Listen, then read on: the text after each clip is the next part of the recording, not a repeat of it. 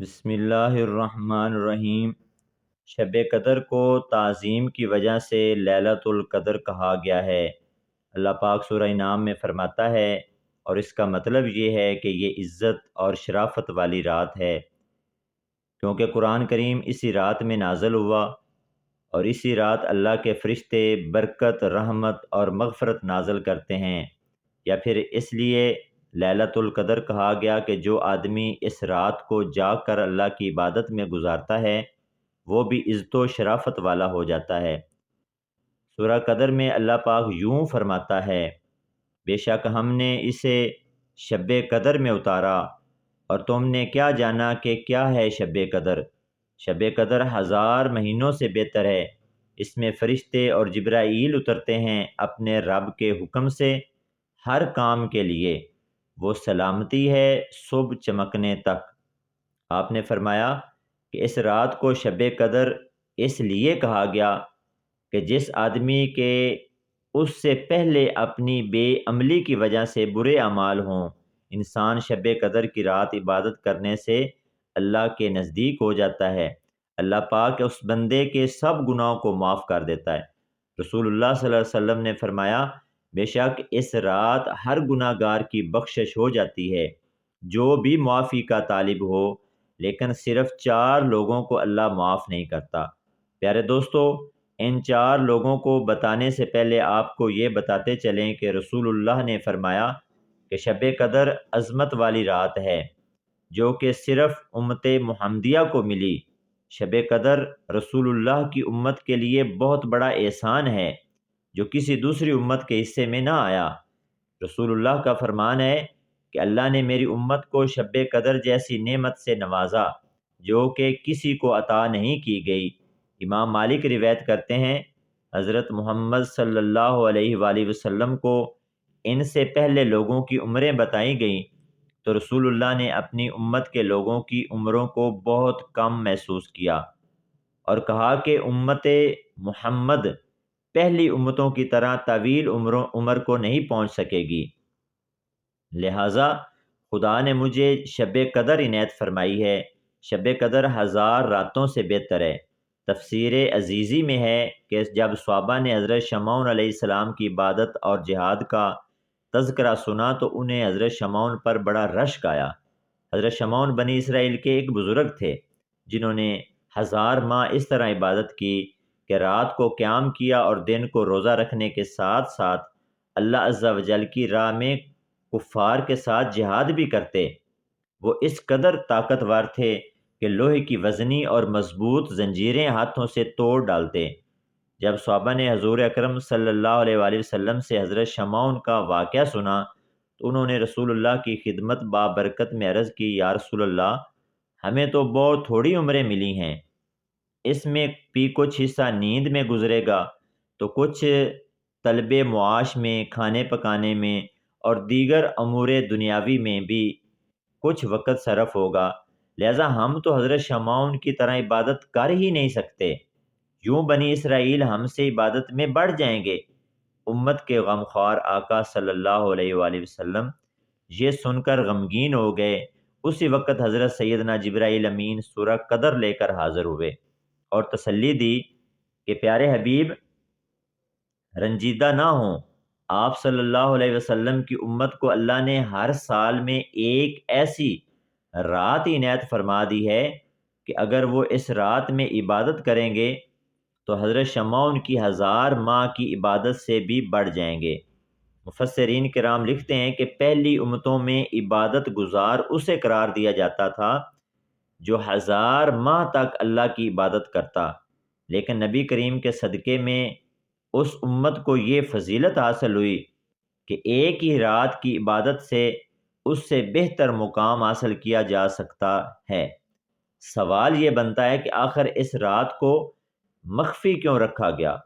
میرے محترم ناظرین، ایک نہایت اہم وجہ اس کے مخفی کر دینے کے لیے ایک جھگڑا ہے۔ حضرت عبادہ بن صامت رضی اللہ تعالی عنہ سے مروی ہے، حدیث میں موجود ہے کہ اللہ پاک نے اپنے پیارے محبوب کو حکم دیا کہ آپ اس رات کے تعین کے بارے میں اپنی امت کو آگاہ فرما دیں کہ یہ فلاں رات ہے۔ لیکن 2 آدمیوں کے جھگڑے کی وجہ سے بتلانے سے منع فرما دیا۔ روایت کے الفاظ یوں ہیں کہ ایک مرتبہ رسالت مآب صلی اللہ علیہ وسلم شب قدر کے تعین کے بارے میں آگاہ کرنے کے لیے گھر سے باہر تشریف لائے، لیکن راستے میں 2 آدمی آپس میں جھگڑ رہے تھے۔ حضور اکرم نے فرمایا کہ میں تمہیں شب قدر کے بارے میں اطلاع دینے آیا تھا، مگر فلاں فلاں کی لڑائی کی وجہ سے اس کی تعین اٹھا لی گئی۔ اس روایت نے یہ بھی واضح کر دیا کہ لڑائی جھگڑے کی وجہ سے انسان اللہ کی بہت سی نعمتوں سے محروم ہو جاتا ہے۔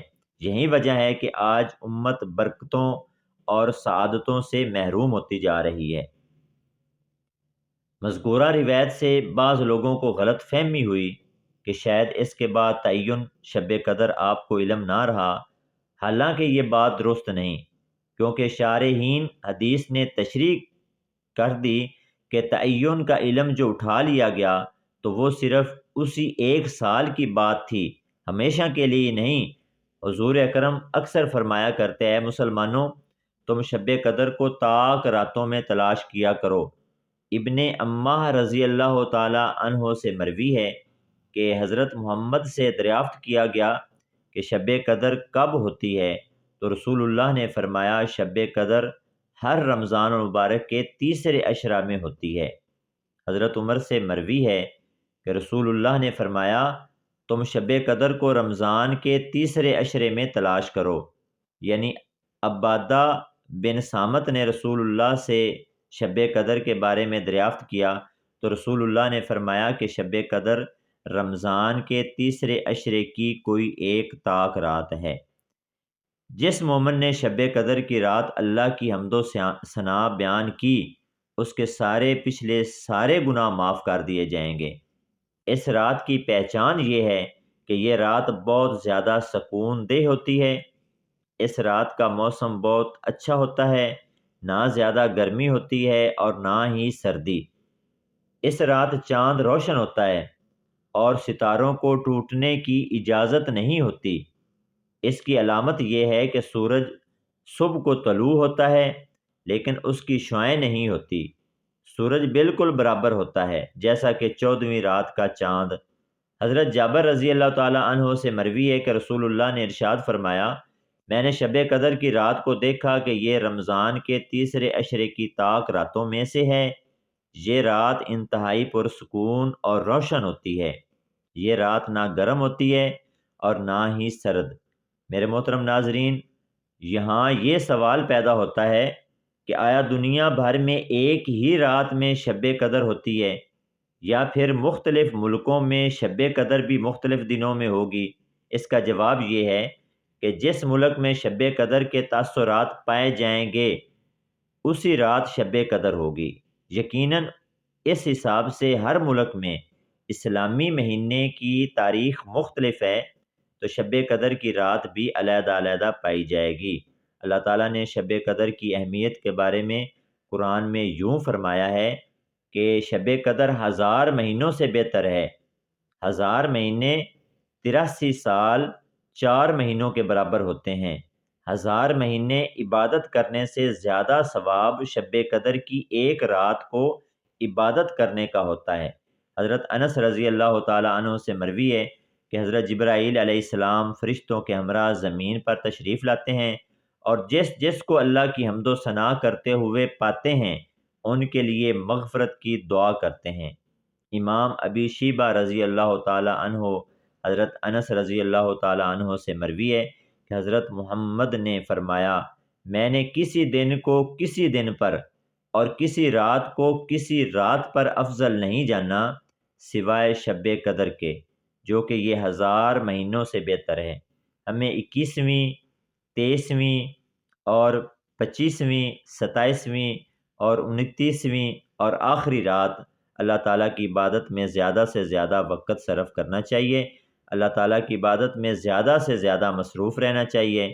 ان راتوں کے بارے میں حدیثیں اس طرح بیان کی گئی ہیں کہ حضرت انس نے فرمایا کہ اس رات کوئی بھی صدقہ یا کوئی بھی عبادت کی جائے 1000 راتوں سے افضل ہے۔ رسول اللہ نے حضرت عائشہ کو شب قدر کی دعا مانگنے کا حکم دیا۔ حضرت سفیان سوری فرماتے ہیں میرے قریب شب قدر کی رات دعا کرنا توبہ استغفار کرنا نوافل سے بہتر ہے۔ حضرت ابو ہریرہ سے مروی ہے کہ حضرت محمد صلی اللہ علیہ وآلہ وسلم نے فرمایا کہ جس نے شب قدر اللہ کی عبادت میں ثواب کی نیت رکھتے ہوئے رکوع اور قیام کیا تو اس کے سابقہ سب گناہ معاف کر دیے جائیں گے۔ ماہ رمضان میں اللہ کے آخری نبی کا معمول یہ تھا کہ تہجد کی نماز ادا کرنے کے بعد قرآن پاک کی تلاوت کیا کرتے۔ جب کسی رحمت والی آیت کی تلاوت فرماتے تو اللہ سے اس کا شکر ادا کرتے، اور عذاب والی آیت کی تلاوت کرتے تو اللہ سے پناہ مانگتے۔ حضرت عائشہ سے مروی ہے کہ میں نے ایک بار رسول اللہ سے کہا کہ اے اللہ کے نبی، اگر مجھے معلوم ہو جائے کہ فلاں رات شب قدر کی ہے تو میں اپنے رب سے کیا دعا کروں؟ رسول اللہ نے حضرت عائشہ سے فرمایا آپ یہ دعا کرنا کہ اے اللہ آپ بہت زیادہ معاف کرنے والے ہو، مجھے معاف کر دیجئے۔ ناظرین گرامی، 4 لوگوں کی بخشش شب قدر والی رات اللہ پاک نہیں فرماتا۔ نمبر 1، وہ شخص جو شراب کا عادی ہو۔ نمبر 2، وہ شخص جو والدین کی نافرمانی کرنے والا ہو۔ نمبر 3، وہ شخص جو قطع رحمی کرنے والا اور ناتا توڑنے والا ہو۔ نمبر 4، وہ شخص جو دل میں کینہ رکھنے والا۔ اللہ سے دعا ہے کہ اللہ پاک ہمیں شب قدر کی رات عبادت کرنے کی توفیق دے، ہمیں نبی پاک صلی اللہ علیہ وآلہ وسلم اور ان کی پاک آل سے بے پناہ محبت عطا فرمائے، آمین۔